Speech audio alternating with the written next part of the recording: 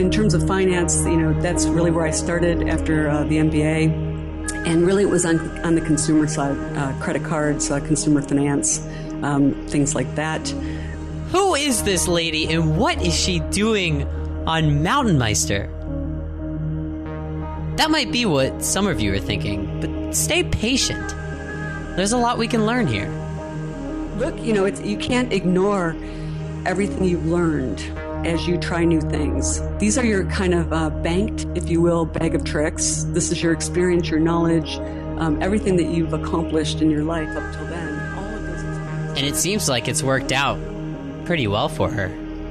Climbing Shishapang, Machoyu, and Everest. So there are 14 8,000 meter peaks or peaks over 26,000 feet. They're all in the Himalayas. They all border Nepal, Tibet, and Pakistan. So having done 3 of those at that time, every time I was on all of that in the best party. Yes, party that climbing has to offer. This is MTNMeister.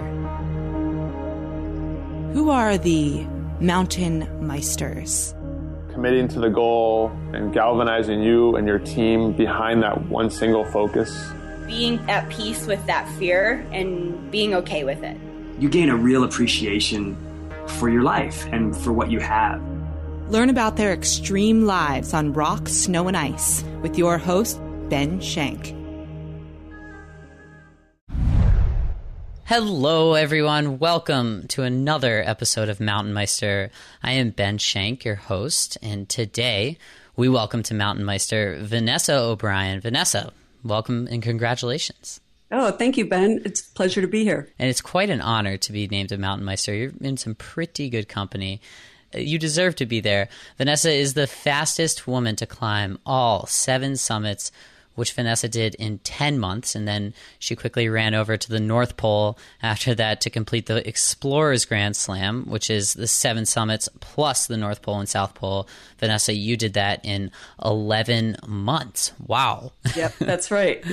Practically a year living in a tent or on the poles or something like that. So it was quite an experience. A year of your life. Wow. And I just found out you live in Boston, which makes me so pumped. As our listeners know, I live in Boston. How do you train for these things when you live in Boston? Well, what I found is the best way to train is really to kind of simulate what you're doing. So climbing. The thing is with traditional gyms, whether they're commercial gyms like Equinox or private ones, is the machines always take part of that momentum away from, what you're doing. So the best way I found to prepare for a mountain is really to climb staircases. And, the trick there is if you're an urban dweller and you don't have access to the mountains like I don't in Boston, it's at least a 2.5, 3 hour drive to the White Mountains, for example. The same, maybe further for the Adirondacks. Mm-hmm. So I have to train in the city. What I did was I tried to find the tallest buildings I could and convince them to let me have access to the staircases. Really?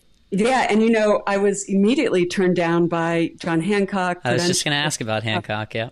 Mm-hmm. And the point is in today's day and age, everybody's so security conscious that nobody wants somebody in that doesn't have security clearance or that doesn't work in the building or anything like that. So I was turned down kind of straight away. So the Hancock's 60 floors, I think. So you turned down from the tallest building in Boston. What'd you end up going with? Yeah, so the Boston College Club happened to have the 50th floor of a building over on Franklin Street down in the Financial Center. Mm-hmm. And they were renewing their contract for that 50th floor. And as part of that renewal, they actually leveraged me in there and said, yeah, but one of our members needs the staircase. And it was so clever. And I love them to bits for this because, at the end of the day, what ended up happening is it was a Bank of America building. So security was just as tight there as anywhere else. But they did it. They got me in and, literally I would go, probably 4 times a week, do that staircase. It was 900 sets of stairs, over and over and over and over again.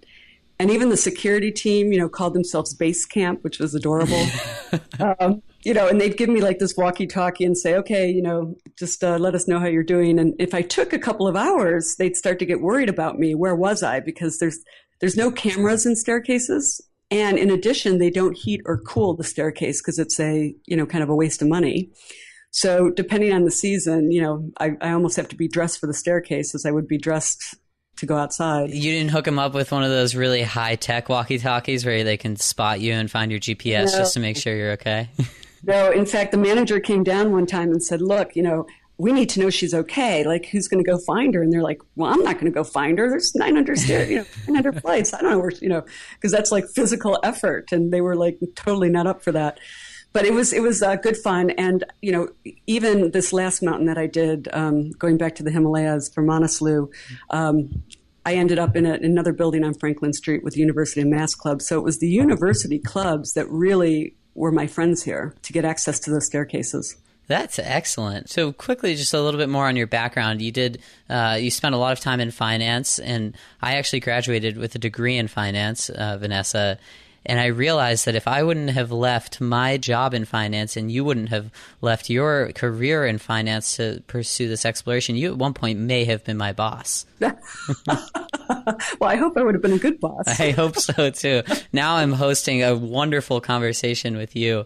So you spent time at Bank of America, Barclays, Morgan Stanley, Capital. What were you doing for all these banks? Traditionally, I've received my MBA through the Stern School of Business at New York University. So that really took me to London, where I worked for Morgan Stanley, and I spent almost 12 years in London. So through that time, I now have a British passport as well as an American passport. What about an accent? No, I say funny words. I'll say like boot if I'm not thinking to get something out of the trunk, or full stop if I'm trying to accentuate the end of a sentence, or cheers or stuff like that. I'll have a little, kind of language thing, but it's always with an American accent. And it's funny because my husband is British, and the one thing he can't stand me saying is bloody hell. He's like, when an American says that, it just doesn't sound right. You can't say bloody hell and mean it the way a Brit can mean it. So I've been banned from saying that one, but everything else, I do throw in a few British words. But so Britain is really, home for me as much as the U.S. And in terms of finance, that's really where I started after the MBA. And really, it was on the consumer side, credit cards, consumer finance, things like that. Really good fun, really good run. I think what ended it for me was that global recession in 2010, and that's kind of the banks weren't willing to take risks. It's kind of no fun being in this game if you don't take risks. I started off sort of as a finance director, CFO type, and then moved to business development. So when your counterparties in your own banks aren't taking risks, there's really nothing much to do. It's business as usual. That's not me. I'm a growth person. So if a business isn't growing, I'm not your girl. So you decided, since the banks weren't willing to pursue risks, you were just going to go out and climb the highest mountains in the world. Yeah, it didn't start off that way. It started with a move to Hong Kong, funny enough, for 3 years. And I was looking for something to do that was kind of goal-oriented, that would take plus or minus 3 years. That's how long I thought the recession was going to last. And something that I could measure success. And, I kind of had this criteria out there, and I was talking to different people about different things. And it was actually a girlfriend over lunch that said, what about Everest? And we laughed. We laughed incredibly hard. It was such a ridiculous idea. I had no climbing experience. I had previously climbed Kilimanjaro, but that was, it's not with alpine tools. That's trekking. And what you do learn there, and why Kilimanjaro is great, is it's 19,340 feet. So that does give you an experience at high altitude. But the Everest thing came because I was looking for something that would take plus or minus 3 years, and I figured it would take me at least 2 years to train for Everest. But I did. After that, I couldn't get it out of my head. I kept thinking about it, and before I knew it, I was off in New Zealand, learning how to alpine mountaineer. Wow. So cool. So, let's be honest here. These things aren't cheap. You decided to quit your job at the peak of the recession and then go do something that costs money. Were you sponsored here, or were you supporting yourself? How did this work?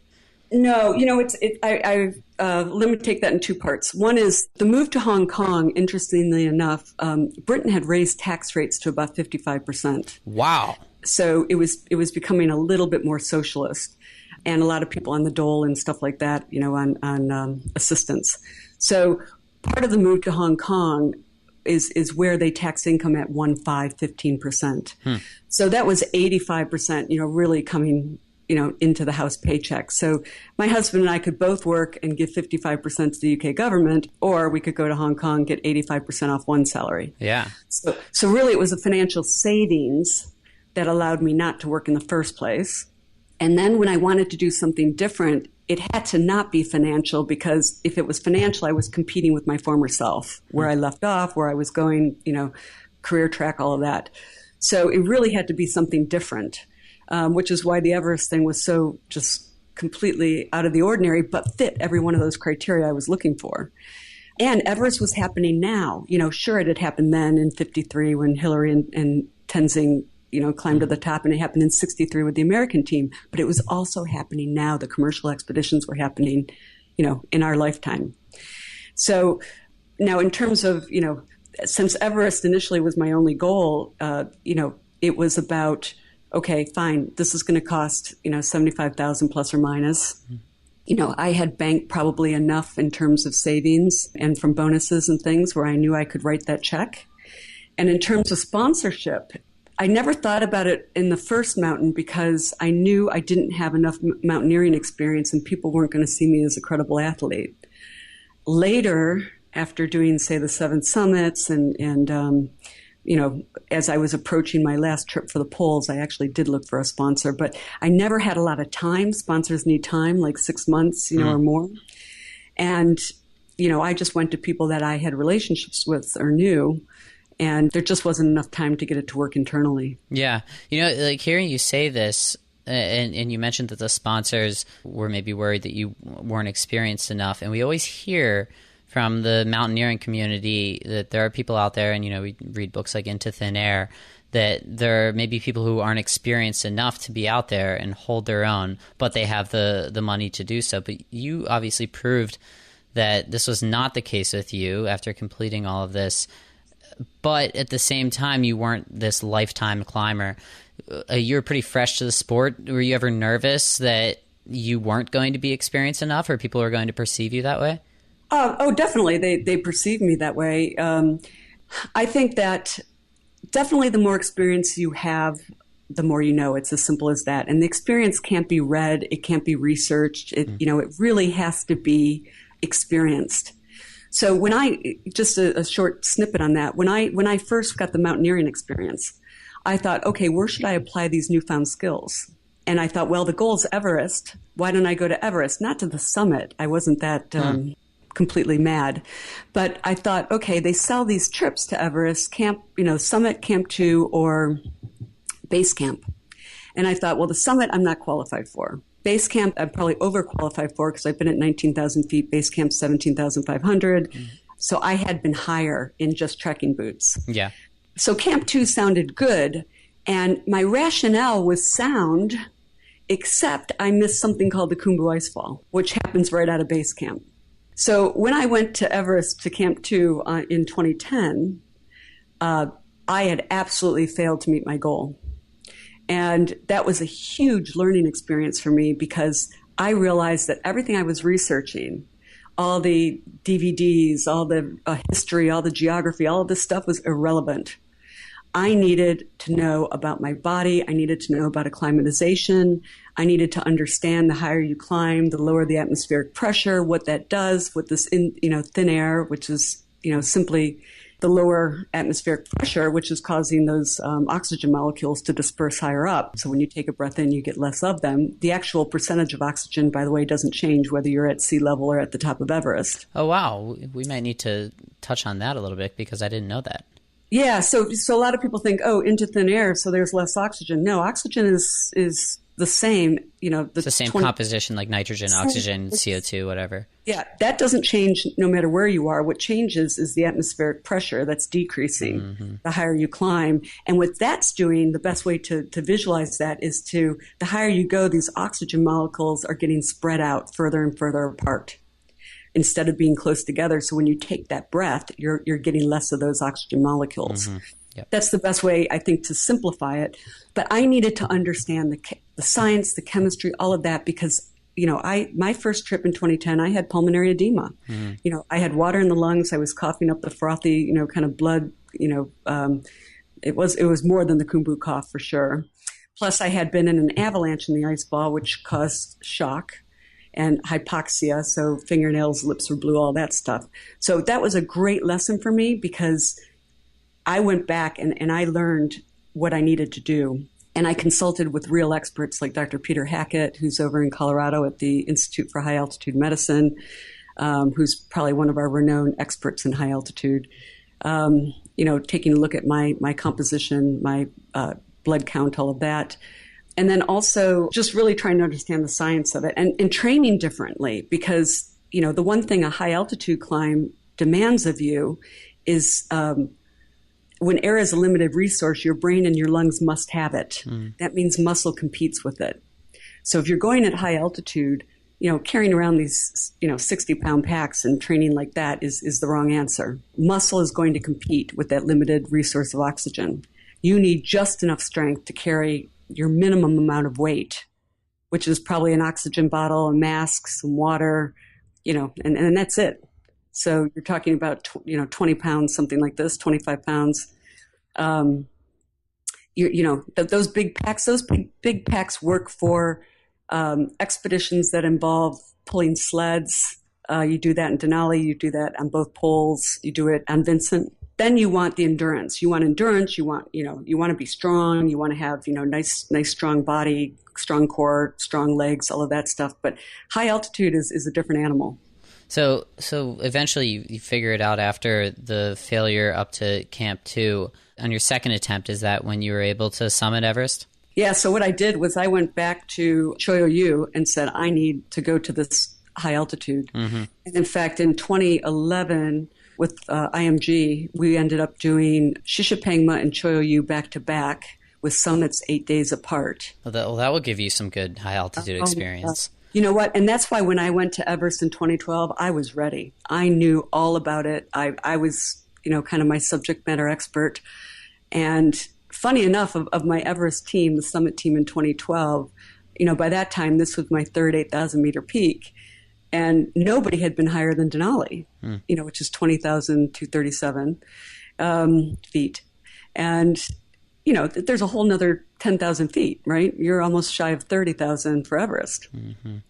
So I had done the least amount of mountains, but all of the mountains I had done had been higher at high altitude. Quality over quantity, right? I'd like to put it that way, sure. Yeah, absolutely. And I noticed that you use a lot of business terminology when you're describing the mountains. I liked your subject matter expert there, your SME. Yep. No, because look, you can't ignore everything you've learned as you try new things. These are your kind of banked, if you will, bag of tricks. This is your experience, your knowledge, everything that you've accomplished in your life up till then. All of those experiences are going to follow you whatever you do. I love that quote there. I've grown very fond of quotes just in general, and I take a quote out of every episode, Vanessa. I think you just said it right there. You said that you can't forget everything you've learned when you try new things. That's awesome. Oh, totally. Totally. So you do Everest and you do the other 6 highest peaks in each of the remaining 6 continents. Then you go down to the South Pole. When you finally finished all of this, North Pole, you're done. How do you feel? It was awesome. Each of those things, though, happened kind of in a funny way, because it was really climbing Shishapangma, Choyu, and Everest. So there are 14 8,000 meter peaks, or peaks over 26,000 feet. They're all in the Himalayas. They all border Nepal, Tibet, and Pakistan. Those are the big boys where you really get high altitude. Mm-hmm. And these, so having done 3 of those at that time, every time I was on an expedition, the climbers were talking about different things. So I learned from other climbers that there was this thing called the 7 summits. Mm-hmm. And I learned from other climbers that there was this thing called the Explorer's Grand Slam. So these weren't known terms to me. These were things that I found out by climbing with other people. So what happened is when Everest was finished, I kept thinking, okay, well, now I'm sitting here in May. This isn't really a great time to go back to work or do something, It's the summer. Come on, you got to take the summer off, right? Yeah, but, so I'm like, well, what am I going to do to kind of kill a little bit more time? And then as it happens, these mountains all have seasons. Mm-hmm. So right after Everest, boom, what do you got? You got, Mount McKinley, Denali. That's immediately following Everest. And, you can leverage a little bit of that acclimatization, which lasts maybe, 4 or 5 weeks, 6 weeks if you're lucky, where you've got those red blood cells still kind of pumping through your veins. That, that will help you go to another mountain. Mm-hmm. So I did that, right away. I was like, fine, I'll do Denali. And then it was like, wow, there's another season, and they all kind of just back to back with each other. I guess my second goal was the 7 summits, having heard about it on the trail, and then I just proceeded with that. And where the Explorers Grand Slam comes in is you feel like, okay, one of the 7 summits is Antarctica, right? It's a continent, it holds a mountain. The interesting thing is you're now on Antarctica. It's like, what's in Antarctica? Well, the South Pole. So and it's hard to get to Antarctica. This is not an easy place. You're right smack at the bottom of the world. So you almost feel like, shouldn't I leverage my trip there? While you're there, you might as well, right? Because otherwise, you're spending a whole nother, $40,000 or something to get down there. Mm-hmm. And, if you're already down there, you're just leveraging ALE, who's a logistic provider who can, sort out the trip to the last degree or something like that. So that's how the Explorers Grand Slam started coming in, is really leveraging where I was to say, hey, I'll probably never be here again. Are you? Are you never going to go there again? I don't know. I love Antarctica. I've been doing some work with the American Alpine Club and the Explorers Club here in New York. Mm-hmm. And really, there's been a lot of recent firsts around polar travel. So I continue to stay plugged in with the polar side as much as I do on the mountain side. TBD. Here's another business term. How's that? Love it. And then what about finance? Do you ever see yourself going back to finance? I'm not opposed to really anything in the future, but the one thing the mountain has taught me, besides patience, which was a hard thing to learn, was that I probably couldn't put up with the same level of bureaucracy and politics that I used to put up with. So I would have to work with a really kind of forward-looking, growing, kind of a nice team that was really focused on a common goal of trying to build a bank or build a customer base or do something and whatever it is. It doesn't have to be a bank, but who I work with and what the goal is probably more important, because I just couldn't sit in a large institution having meetings all day and getting nothing done. Yeah, and I think when you do something so intensive, that almost becomes the standard. Well, maybe not the standard, but at least in comparison, that thing that you were doing before becomes a little less significant, and I guess it leaves you wanting more. Yeah, and I think, it might also come to do with just experience, too. The more you're experienced, the more you yourself have experienced. Yeah. Like, you get to that point where life's too short. I just don't want to spend it contributing to something that's not going anywhere. Good point. So we like to get a gear recommendation from all of our guests on this show, Vanessa, and I say sometimes we don't always talk about gear on this show, but when we do, we prefer that it comes from someone who did the 7 summits and Explorers Grand Slam faster than any other woman in history. Give us some gear that our listeners have to have. Well, if you're in somewhere cold or high, chances are weather's not going to be in your favor. So, somewhere like the top of Everest, you'll have, 45-mile-an-hour winds. It'll be 40 below. Is that Celsius or Fahrenheit? 40 below is parity, so don't worry about that. But it's cold. And, what you don't want to take shortcuts on is not having, kind of the right summit suit in places like that. So, and this is true for sleeping bags as well. Now, Feathered Friends is an interesting company. This is out of Seattle. They actually make their own quality summit suits and sleeping bags. And I think you want to get those things right because you don't want to be caught out where you're too cold or you don't have the right equipment. Almost everything these days you can use down. You can use down on mountains. You can use down on the South Pole. You cannot use down, by the way, on the North Pole. Why is that? It's too wet. It's okay. wet cold. And the North Pole is on ice. It's not on land in the Arctic Circle. So you cannot use down there. It's just once down gets wet, it doesn't dry, and that the air has so much humidity in it that you're in two states, either frozen or wet. Oh God, that sounds miserable. Oh, it is miserable, but no down there. So it all has to be synthetic. And by the way, all the companies today make equivalent equipment in synthetic and down. So here really quickly is this really stupid question, but so down normally comes from animals, right? It's the feathers that are underneath the guard feathers. I think that's what I read when I was looking at a pillow one time. But anyway, are there any animals in the North Pole? I guess there are polar bears who have fur. There aren't any animals with down in the North Pole, are there? I have no idea if you know the answer to that question. Look, if you think North Pole versus South Pole, North has the polar bears, right? But they're mostly closer to Svalbard and Spitsbergen and inland because they're looking for food. It doesn't behoove them to go further out to the geographic North Pole because there's less and less food sources for them. And they don't get the personal satisfaction of reaching the North Pole. Yeah. Now, having said that, we carry rifles. And right, yeah.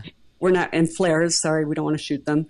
But, in the worst case scenario, it's not to say one can't go off track and be spotted closer to the pole, but really they're more closer to land because they're looking for food source.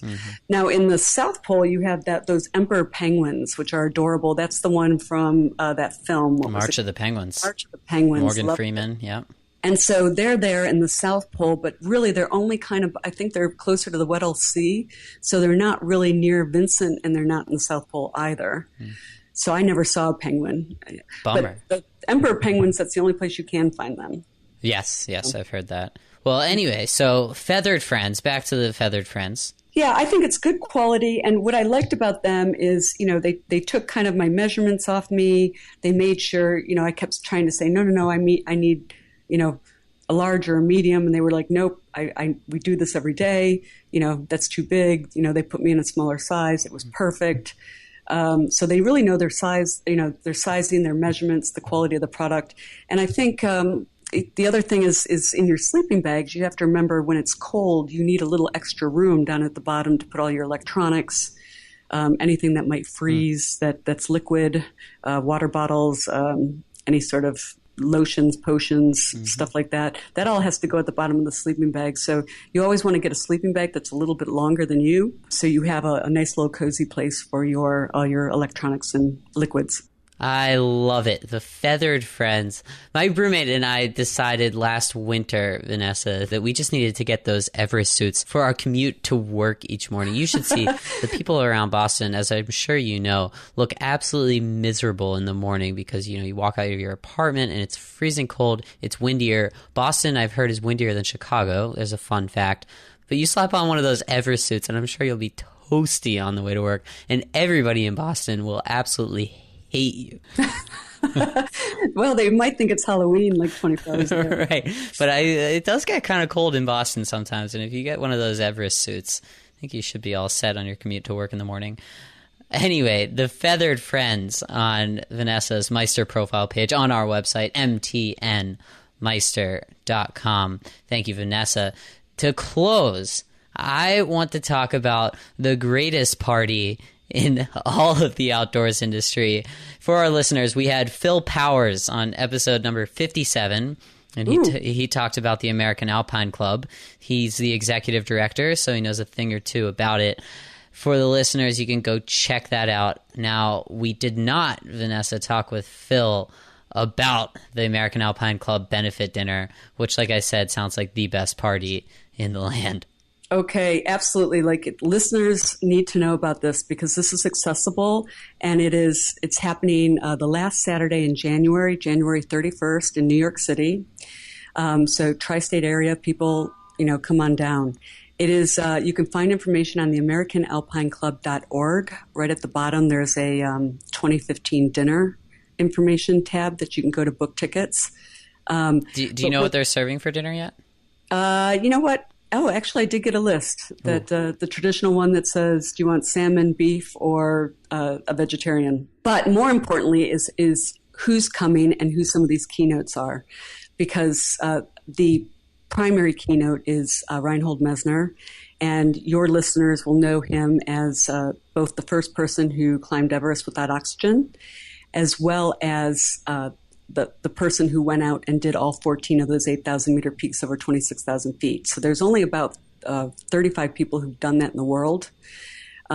So he is amazing. He's coming to the dinner. He's legend. Keynote address, absolute legend. But in addition, we've got Sir Christopher Bonington, who was knighted by the Queen for his services to mountaineering. He was one of the first up the south face of Annapurna. He's been to the Himalayas over 14 times. Bonington is almost an equal legend to Messner. And then we have kind of our new up-and-coming young guns who are just doing amazing things in climbing. Uli Steck is joining us. Uli is, used to have that amazing video with the speed ascent of the Eiger. Mm-hmm. Yep. And now, just last year, he went and climbed Annapurna, which has a death to summit statistic of, for every 3 that climb, 1 dies. What a terrible statistic. That's depressing. Yeah. Awful. And, but he got up Annapurna. It was amazing. And, just an incredible feat. That's a mountain that people are terrified of. But, he went and soloed it. And then we have Ed Viesturs coming. Ed Viesturs is the American who's done the 14 8,000-meter peaks. There's only one American who's done that. So I'm just so excited about this guest list and this turnout. That Saturday daytime from like 10 to 2, we're going to have those speakers all kind of say something to the daytime audience. And then in the evening, there'll be lots of mingling, lots of tables, lots of presentations, and it's just going to be amazing and good fun. And I want to place a bet that we're never going to see this lineup, those people in the same room again in my lifetime. Yeah, quite the guest list. Very impressive. I hope to be in attendance as well. For the listeners, tickets are $275 for members, $350 for non-members, but that $350 includes a 1-year membership, so you about draw even in price there. You can also opt in for some higher packages. Vanessa, I was thinking of splurging on one of the $12,000 VIP tables and treating some Meister fans. What do you think? Oh my God, that's a brilliant idea. That's a good idea. Or I could ask the Meister fans, hey, if we all want to split it, we can go maybe 1,000 to 1,200 each, and I'll split a VIP table. Send me an email if you'd like to get in on that. Vanessa, wonderful having you today. No, thank you so much. It was really good fun. For the listeners, check out Vanessa on her Meister profile page, MTNMeister.com. You can also find out more about her at VOBonline.com. Thank you, Vanessa. And hey, have a great rest of your year, and maybe I'll see you beginning of 2015. That sounds perfect. Thank you, Ben.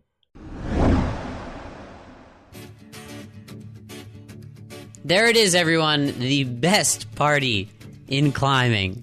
The American Alpine Club benefit dinner last weekend in January. We'll have all the details on Vanessa's Meister profile page. Check that out. As many of you know, this past weekend was the New York City Marathon, which I ran and completed. I am still alive. Next episode of Mountain Meister will be yours truly, reflecting on the marathon experience. I'll be covering all sorts of topics. I'll talk about how I felt during the race physically and also what I was thinking about, especially toward the end. I'll talk about how I can't move my legs right now, how I wince every time I put any sort of pressure on them, and even how my life has changed. Until then, this is the podcast that explores the minds of those who explore. This is Mountain Meister.